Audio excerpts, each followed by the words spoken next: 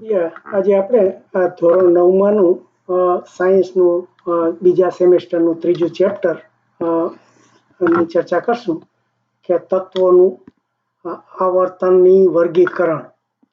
હવે આવર્તની અને વર્ગીકરણ આ શબ્દો પહેલા સમજી લઈએ. આવર્તની એટલે પિરિયોડિક.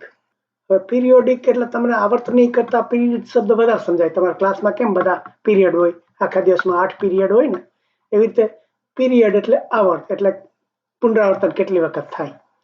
એટલે આવી રીતે આ જે તત્વો એટલે કુદરતની અંદર જે બધા આપણે લોખંડ છે, સોનું છે, આ બધું જે મળે છે, હાઇડ્રોજન જેવા ગેસ મળે, એ બધા એટલે ઘન, વાયુ કે પ્રવાહી એવા જે બધા તત્વો મળે છે એનું વ્યવસ્થિત કેવી રીતે ટેબલ ગોઠવું એની બધી અહીંયા વાત છે. એટલે થોડો એનો ઇતિહાસ આવશે કે પહેલા કેવું હતું, પછી કેમ સુધારતા ગયા, ને એ બધું ખાલી આમાં સમજવાનું છે.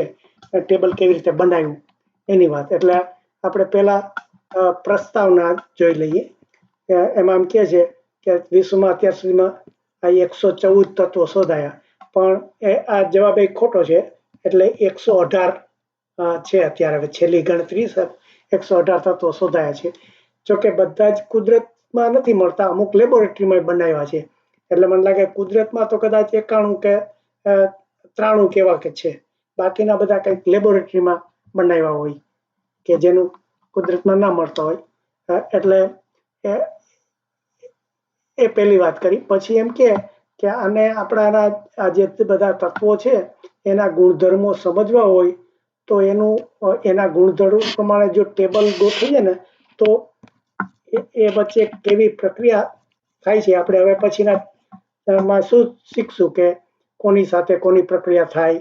એમ કે એને સાથે Cl શું કામે ભળે છે, તો એ બધાનું બંધારણ કેવી રીતે છે એ સમજવા માટે એના જે ગુણધર્મો છે એ પ્રમાણે આપણે ટેબલ ગોઠવીએ તો એ બધું સમજવું સરળ પડે.